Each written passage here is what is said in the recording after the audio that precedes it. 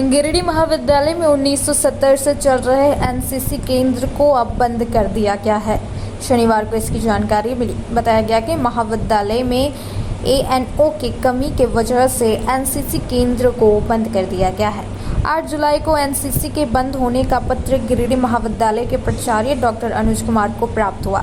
उस पत्र में महाविद्यालय में एएनओ के नहीं होने की वजह से एनसीसी केंद्र को बंद करने का आदेश दिया गया था, जिसके बाद से महाविद्यालय में एनसीसी केंद्र को बंद कर दिया गया।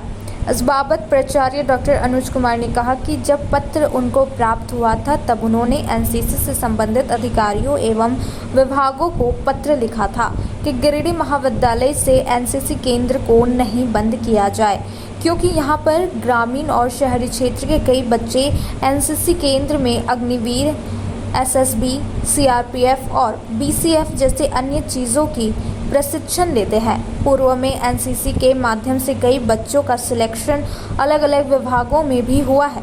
दिए गए जवाब में प्राचार्य ने यह भी कहा कि कॉलेज में एनसीसी केंद्र के लिए एनसीसी क्लासरूम, एनसीसी ऑफिस, 10 डीम राइफल्स, प्रशिक्षण के लिए बड़े मैदान आदि चीज़ है और जो भी कमी है उसे 2 महीनों के अंदर पूरी कर ली जाएगी।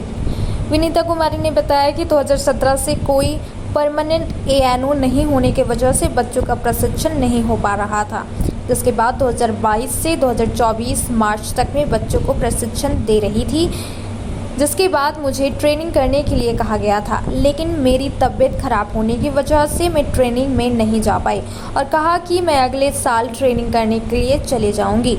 जिसके बाद मुझे कॉलेज के प्राचार्य ने एनसीसी केंद्र में प्रशिक्षण छोड़ देने को कहा, जिसके बाद मैं छोड़ दी। पुनः एनसीसी केंद्र को चालू किया जाए। अखिल भारतीय विद्यार्थी परिषद के जिला संयोजक उज्जवल तिवारी ने बताया कि गिरिडीह महाविद्यालय में एनसीसी केंद्र बंद होना दुर्भाग्यपूर्ण है। इससे जिले भर के सैकड़ों युवा प्रभावित होंगे। जिस प्रकार से एनसीसी के प्रति राजनीति किया जा रहा है वह छात्र हित के खिलाफ है। प्राचार्यों को भी इस पर विशेष ध्यान देना चाहिए, अन्यथा एबीवीपी एनसीसी केंद्र को पुनः खोलने के लिए आंदोलन करेगी। इधर गिरिडीह कॉलेज में एनसीसी केंद्र बंद हो जाने से एनसीसी कैडेट्स परेशान है। बंद होने का मुख्य कारण है एएनओ का ना होना और कॉलेज में आपसी राजनीति होना। गिरिडीह कॉलेज में एनसीसी केंद्र में छात्र और छात्रा प्रशिक्षित होकर सेना में जाने का जज्बा रखते हैं और एनसीसी में प्रशिक्षण लेने से सेनाओं की बहाली में छूट मिलती है, लेकिन अब एनसीसी केंद्र बंद हो जाने से हमारा सपना अधूरा रह जाएगा। मैं अक्टूबर 2023 में मैंने यहाँ प्राचार्य पद पर योगदान किया।